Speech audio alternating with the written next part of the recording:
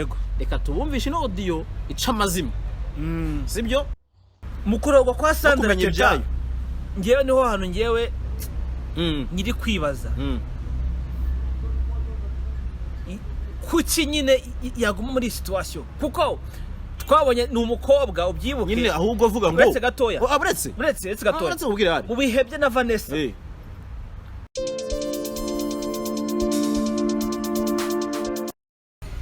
turizera ko mumeze neza kandi ko muri n'amahoro tubahaye ikaze mu nkuru n'ibiganiro tubagezaho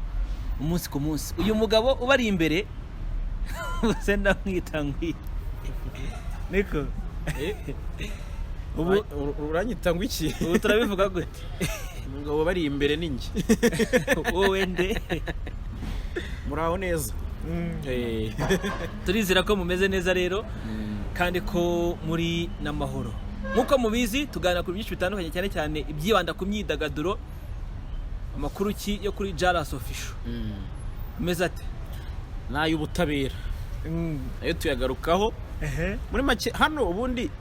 tuvuga amakuru actuality ibiriho akana gutwika ariko ngo mu makuru y'ubutabera mwayashatse mu Rwanda oya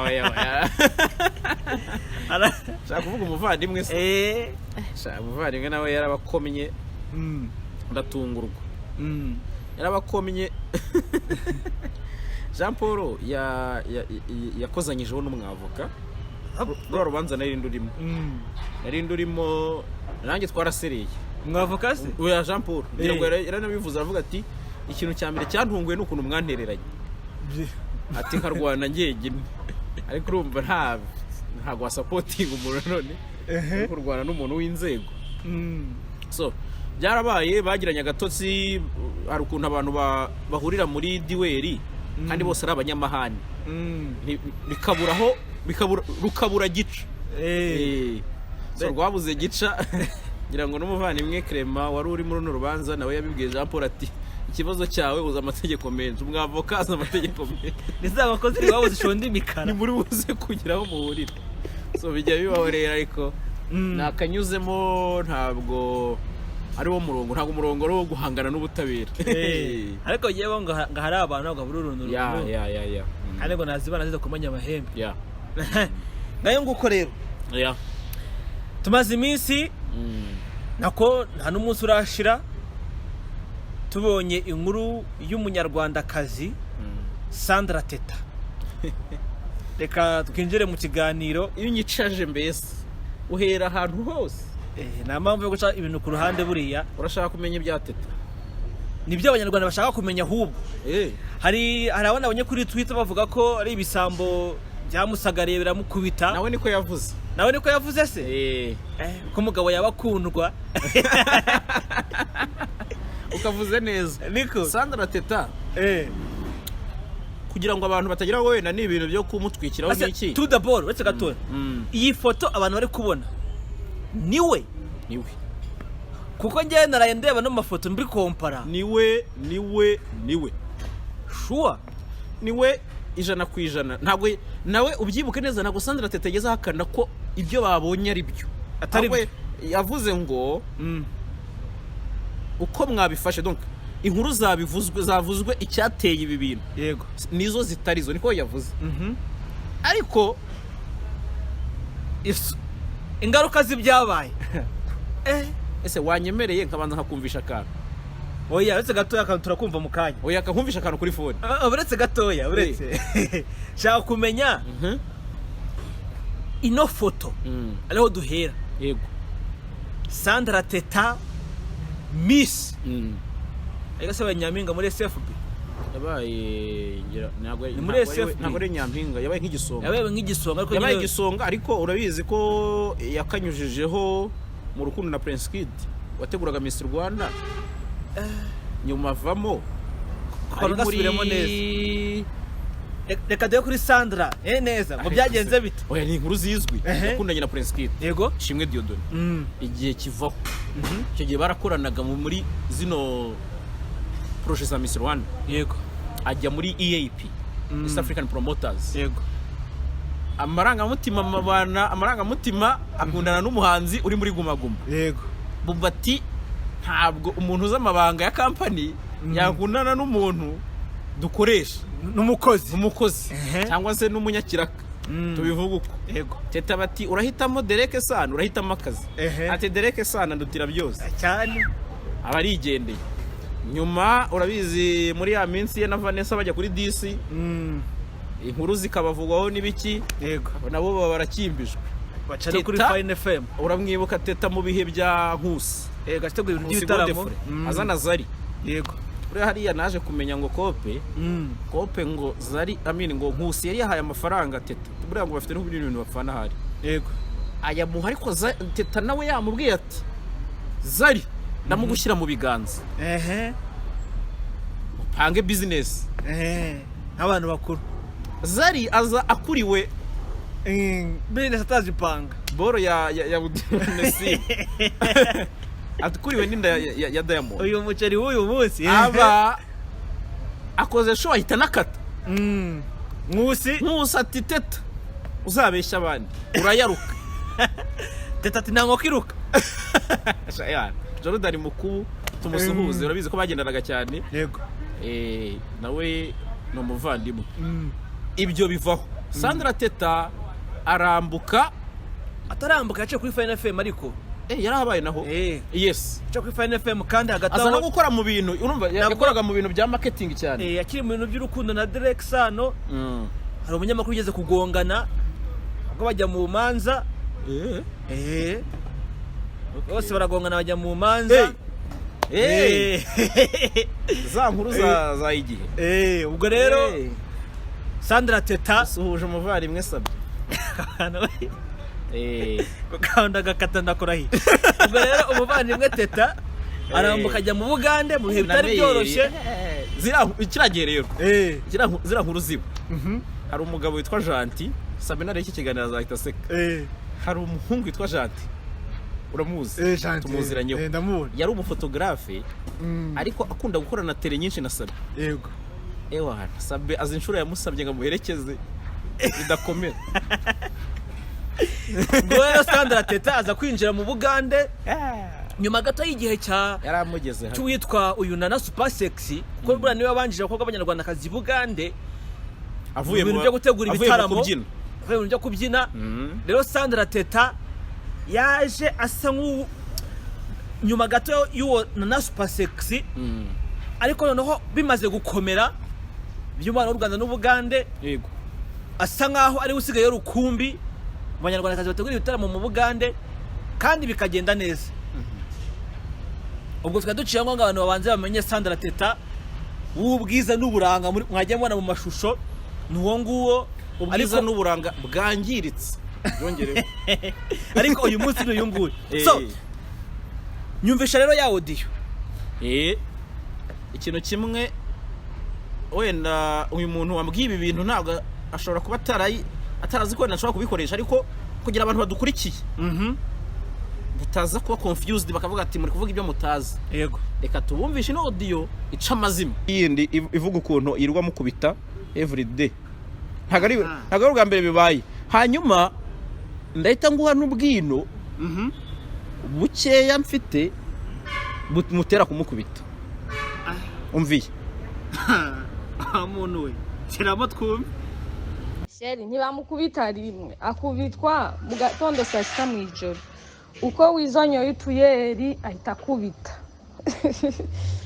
abana badunda ku masima nk'ibitenesi ariko abakore dukunda ibyo dukunda mana jewe umutima mana nawe yigeze nje ndikunda hahandi simbasha kumunambanga. ngira ngo wayumvise. Ndakora hi wayumvi yambere iti fame yo kwa Mayanja yararoze. Ati buriya bamugiza kandi koko Sandra Teta si rimwe si kabiri akubiswe na wizo inshuti ze zikabimenya ariko ukibaza ni irihe banga cyangwa se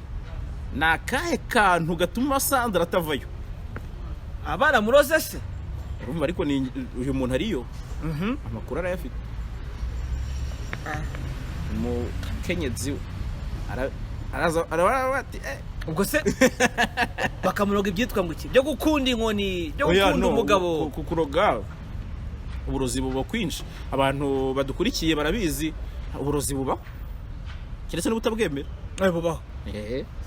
uburozi bubaho ibyitwa inzaratsi bibaho sirito muri Afurika inzaratsi ko zihabwa abagabo n'abagabo se uzaye umugore araziruka yaziruka pe banumva inzaratsi umugore inkuru ya Sandra Teta yarazirutse inteye icyuya niko kwa Sandra Teta nawe yakomeje kwihagararaho urumva naka kantu ko kwandika iyi statement abantu bari kubona ivuga ngo rwose sinakubiswe ngo nabajura bamfashe kese ihari yego bivugwa ko Sandra Teta ngerejwe ariko bivugwa ko Sandra Teta afite umukire hariya UG mu Bugande nawe aha kuri happiness aha kubyishima tetesha bivuga neza niko bivuga happiness iri ukwayo no guteta biri ukwabyo hari umukire ngo uteteshwa ngo akabari kitwa rero nomade ko mu Bugande ubwo abanyamugande barahazi urumva Kampala Jinja hehe so nukuvuga ngo wizo iyo amenye ko hari ikintu cyamuhuje n'uyu muntu niyo baba bahuye basuhuzanya yego arakubita nukuvuga ngo ni umuntu afuhiraho ariko urumva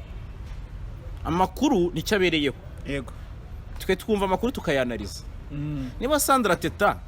avuga ngo sinakubiswe barabeshya nabajura sinakubiswe n'umugabo nabajura banteze banyaka amafaranga arimo na miliyoni n'igice gira ngo niko yavuze yamagana yamago n'amashiringi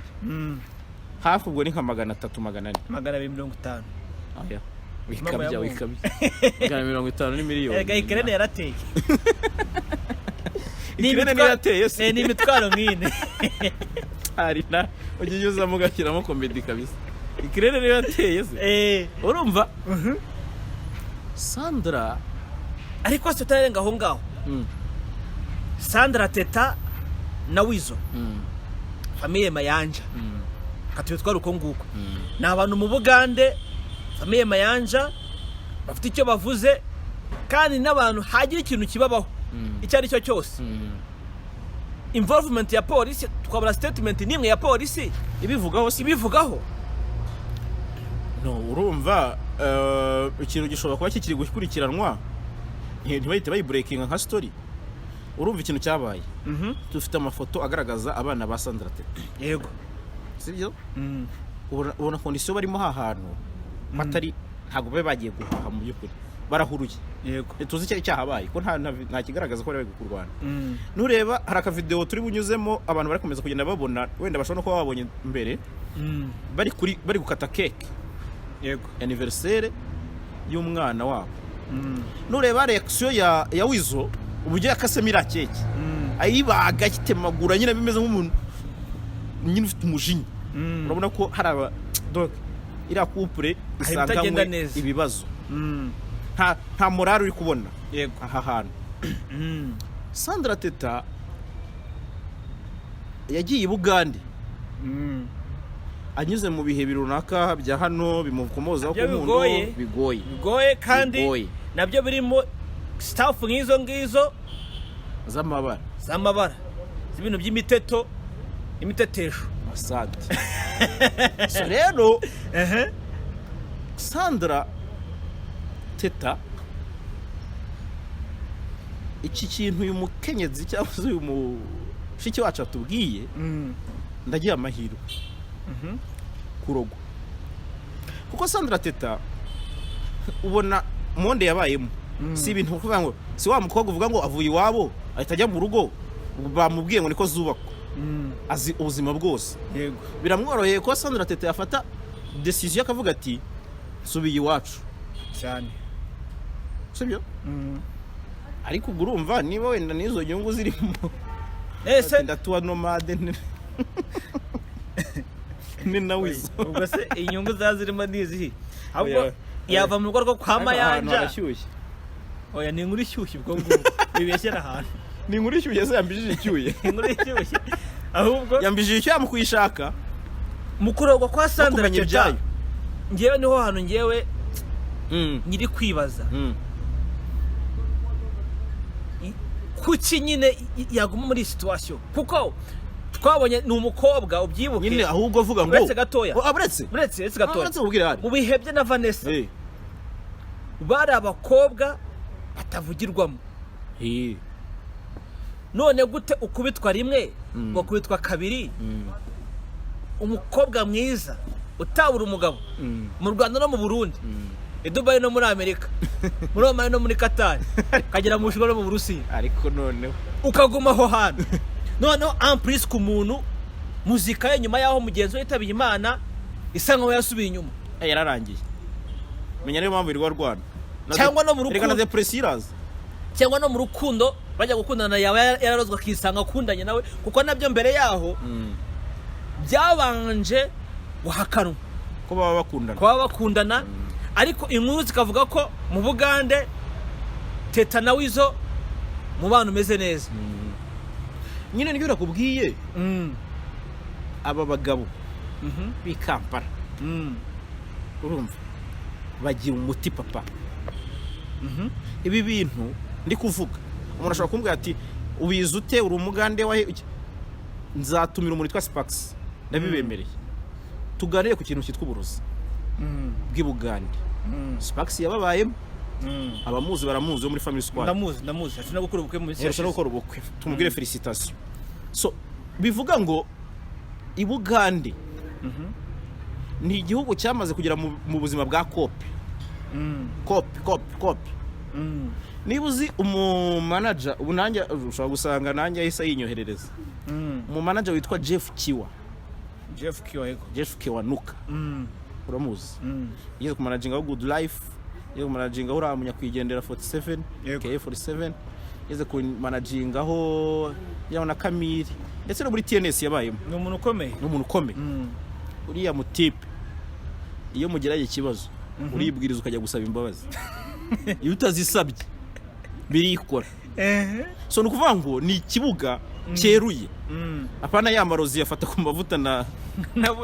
buryo hamwe y'amaguru ntacyo batazazana muri showbiz kabisa urumva si bwa burozi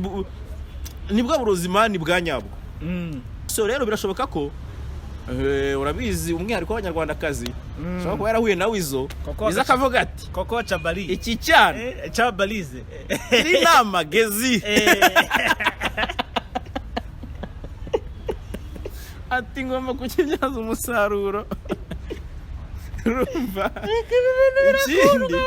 wibuke ko Wizo azwiho kubyara abana benshi Sandra no kubyara cyangwa no kubyaragura urumva so kuba yahubagiza Sandra Teta ashobora kuba avuga ati ubundi se uruta 25 bari hari makunya n'abari 14 agira 31 abana bi ahubwo abagore nibo arije nanye gufata n'abaredio nkaba mutwerera ariko bari abatipe n'abasaza so rero Sandra Teta ushobora gusanga yarabizanye mu Nyarwandakazi nuko kumuhinjarika nyine shaka kantu tugaha agaciro umuntu kuri kw'Imana ko kurogwa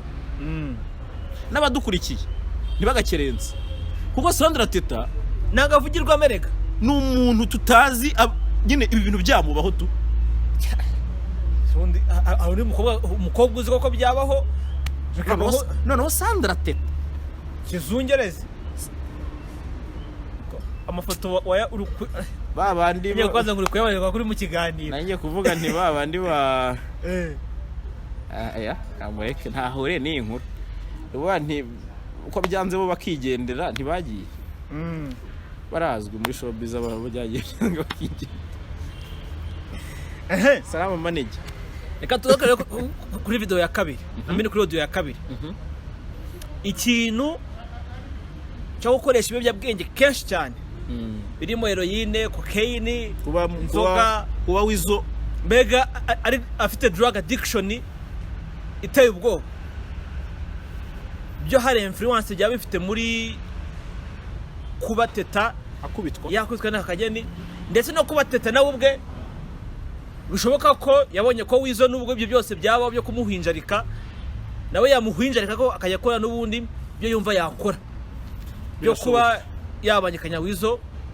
bitewe no kuba Wizo uko mbyumva ni win ni kimwe kimwe Wizo gukonsoma drogue kwe urumva birumvikana cyane impamvu byumvikana Wizo yagize igihe kinini cyane cyo kubana na radio kandi aba bavandimwe nibwo buzima biberagamo icya kabiri Wizo kuba yabazi konsoma niho ngarukira kuri Sandra Teta bishobora kumuha urwo rugari yego bikamufasha cyangwa se bikamufavoriza mu gukora ferizi buri ufite umugabo utagira icyo yitaho nawe kopura zikina nyine kope zirakinwa ibintu byose birakorwa so bivuga ngo sorry either kuba addicted kuri drogue kwa Wizo biri mu biri gutuma Sandra Teta ahura n'ibi bizazane cyangwa se no kuba addicted kwa Wizo kuri drogue bikaba bimwe mu bituma Sandra Teta iyo kare byashaka abona icyuho erega umuntu wabaye addicted kuri ku kintu cyari cyose uri ibyo bavuga kamenyero yenze ngina baze sibyo kamenyero ntiyenze ngina no kuvuga ngo niba umuntu yagukubise rimwe kabiri ubwa gatatu arakwica kuko abavuga ati pu kubita cyarabimenyereye urumva uzabicunge bajya bakubwira bati ibintu byose iyo bibaye byinshi biba bibi tutexe bibaye bike nabwo biba bibi sibyo nkubwira ni uri mu kintu kibemo wese ariko nanone we kukirunda umuriramo ukabye n'abantu benshi bajya batangegera barakubwira ati ntuzafaringire love na company uzafaringire love na job yawe ariko company ntuzayikunde kuko isaha n'isaha iragufukuza ako kantu uvuze gutera imitima mibaba turikorera nyaboneka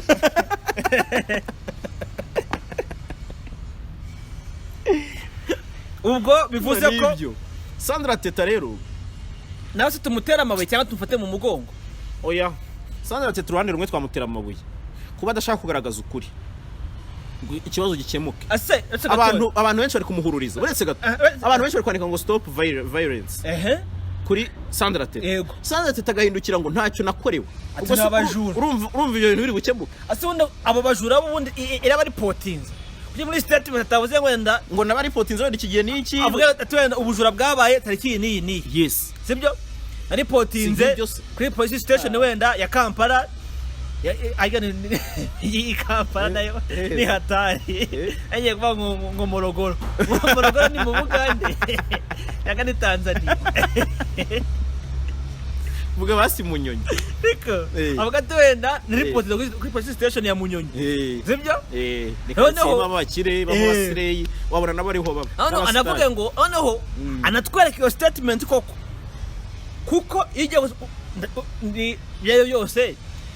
polisi byose hari ibintu bihuriraho cyangwa hari bagenzi cyane bakira ikirego cyawe atwereka urupapuro ya foto ye rw'uko yatanze ikirego cy'ubujura bwavuyemo violence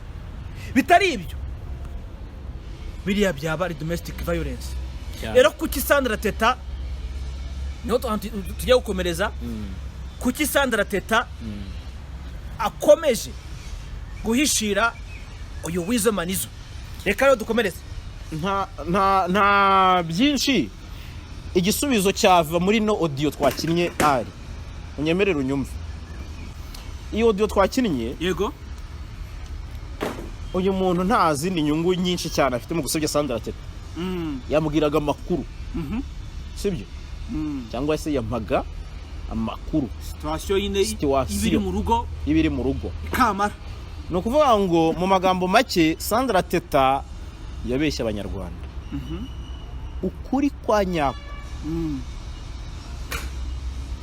no kuki nyine akomeza kumuhishira nibyo nyine byo byose kuwe kwabaye hauzi intoni Hano nkazi inoni ni iki gasobanura neza akantu karanchanze uzuba muri showbiz bose batinya intoni yarimo Jack B Jack B ati uzi intoni akantu ka muri showbiz hari ibintu byajyaga bibamo urabyibuka igihe cya Zizu Bobu iyo period icyo gihe rero amarozi yaravuzwe ngo turiya twavuzeho n'utwana bavuze amarozi kuvuga amarozi ku bakecuru ngo umusaza biki adusuhuze umugabo witwa Rikiriki umwe mu bagabo bavuzwe kuri iki kintu ariko kubw'ubudahangarwa bwe nico yarasobanuye muri showbiz na n'ubu kandi icyo avuze nta muntu wigeze ushaka kubizamura cyane ariko twariki akabikora kabizisha ati ajye mwakaritse ubugari so rero abanyarwanda uburozi ngewe yabingingo bibaye ari ukuri koko ko Sandra Teta ari umuntu ukubitwa buri bene karakagena akabirenga buri weekend kuba yakubitwa kuko urumva uko ya hostinze Sandra Teta akazakora uko ya hostinze arakubitwa akazakora kamwemera guhura n'abakire first of all barusha mikoro wizo cyane kandi banamufata neza kurusha wizo ubwo rero nta kintu cyatuma atava koko ku mugabo nk'uwo nguwo cyane kitari amarozi ko twabonye ko abana waba twarukajya kubatunga rwose rega dufatire kuri Sandra Teta tuzi n'ubudahangarwa bwe n'icyo ari cyo umuntu uzi kwishakira uburenganzira kugira ngo twagakomojeho abantu bagira ngo ni ikindi kintu ariko niba uzi Sandra Teta wanditsweho inkuru akajya mu nkiko Sandra Teta yakubitwa agatuza ari gutyo gusa oya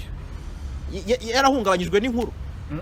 none se ubwo abari kumusabira gutaha natahe b'abanyarwanda ni wo muti birakwiye se cyangwa tumureke natahe muri se barasezeranye uriya bari kumwe n'undi n'uburayi kari tura once n'undi n'amategeko y'u Rwanda bwita uburayi ubwo ni ibyo nyine niba babana gutyo ariko uburaya agaruke mu rugo atazapfa byita ngo ikipizo yajyaga bimbwira abantu abandi bataha usambane se ubu hari iki umuntu uzataha teka we biba byaraye damani ariko se azataha yambwiye ko hari iyo relationship bahita baduhe comment ndikumva ntari kukurura iryo zina ariko hari ukuntu bavuga ko abantu ba cohabitation babandi babayo bataha amwe bikora bataha so Sandra rero nahagarike cohabitation kwa wisu abanyarwanda benshi barifuza ko nyine abantu Sandra Teta yataha nabonye bamwe bavuga bati rwose mu mujyi inama ataha agira ate ibi bintu bibaye kuri Sandra Teta bisigire somo ki abakobwa bategura ibirori kuko impamvu akantu nkazanye hari undi mukobwa witwa Ange mu minsi yashize Ange arutse mu ndirimbo oya ukama sinzi iyo ndirimbo yariyo umwe wahatanze no videos uriya nawe abyumva uyu munsi ni jihad umushobora uyu munsi haje Sandra Teta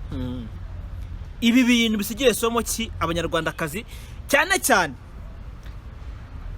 abakoresha ubwiza igihe kinini muri business n'ibikorwa byabo bya buri munsi oya isomo ni rimwe wakunoba ubwiza nta garanti cyo ni kimwe Sandra Teta bari kureba ni nawe bari kubona wabyimbye sama yabyimbye so ashobora gukira konongera kamera neza nta ariko nyine bikwereka ko barasa umutima wamera si shingiro umutima wamera neza buri oya gikomere cyo gikomere urase ni ugize igikomeye abo bahimbwa zikaba bimwe bya Dubai potapote nk'umuvuge yagira igikomere cy'iteka rero tunamuvuza zira komeza nyine ibyo nkubwira abakobwa ntago ari abakobwa abantu bose nta yihuse yabyaye ibihumbi ni umugani w'abanyarwanda kandi barakubwira ngo donc trust process sibyo emera uvunike wemere haso zawe kandi otherwise akaburiye mwisiza nawe kabonekera mwisakara kaburiye mwisiza kubera nimba wizo yarakubise umugore wa mbere akubita wa kabiri yarabamenye akubita wa gatatu wowe ujuri igiki wowe urinde wo kudakubita urarishisha ayo mazi keretse wa murozi kandi utamutanze uburozi akabugutanga aywana abuguha neza kabisa buriya rero Sandra Teta niba koko baraburozi bumushizemo wizo no guhita ni mayiti twahita tubura umuntu dusenge bumushiremo nashaka ko good life zimaze yewe nari ngiye guhamagara mu ijuru rwose bukata bumushiramo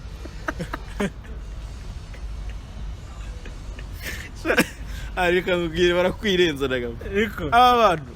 oya ko ubwo kumushiramo koko nimbera buri tukamurutsa akagaruka mu Rwanda. Oya urumva niba abantu bose bazi wizo gutya bavuga bati wizo ni umusinzi uhora mukubita none se tuvuga ko iyi kesa ari y'abajura da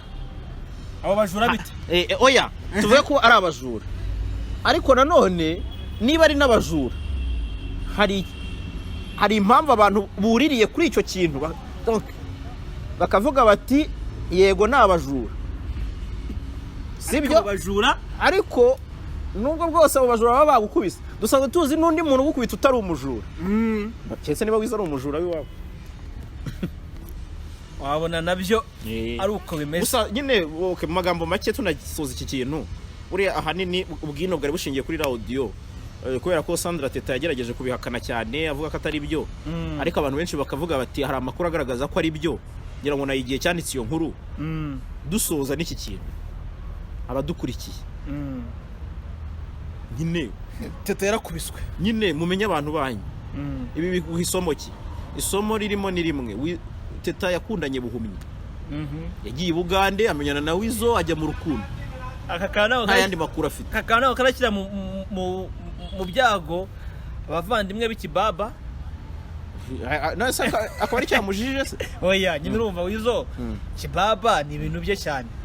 era abavandimwe bakubita ikibaba muri iyi minsi bakabajya gukirirwaho ambarigo hari Uganda se oya bafite president of Uganda no mu Rwanda nabyo asanyino nta case ya Wizo umwana arakwimye nyine kubera ko nyine ako kantu nyine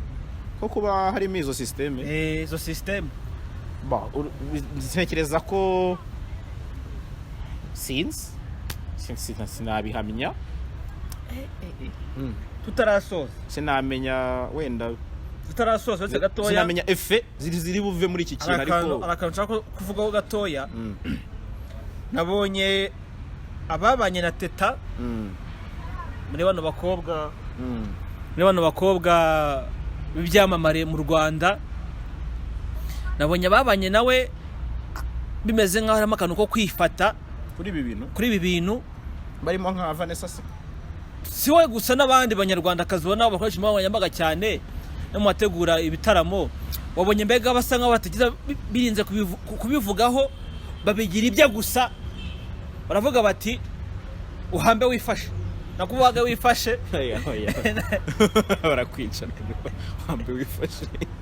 ubaga wifashe murambabarire bivuze nabi araguhitana kayo ko nyine juste kuba ubona nkaho nta kintu byabwiye abo bakobwa tubona icyo bivuze nubwo wabagize siko kuntu mbibona ashobora kuba yari yaramaze kuva mu buzima bwabo erega umuntu byaye kabiri hari ubundi buzima yaramaze kwinjiramo ushobora gusanga koko yahostingaga amashow ama event ariko atakiri wa muntu wenda uri sociable ku bantu nk'abo urumva niko gukanirwa rega ushobora gusanga baramubwiye ati hindura phone nta muntu dukeneye kongera kuvugisha w'i Kigali erega inkiziza zubakiye ku bintu birenze mani Sandra rero yabaye nyakama ubu ari wewe nkuzi character yawe wabyuka twava hano nkurakaje wagera mu rugo gakubita umugore kare kandi nza huba nuni zindi mwe nakubwiye nti utubifu tuba dukura ariko noneho kakana nakubwiye ari nayo version yindi bivuga ko Wizo nawe yafushye Wizo nawe yafushye kandi birumvikana nk'umuntu ariko nanone ibyo nabyo ntiwabihakana according to the background y'uwo yafuhiye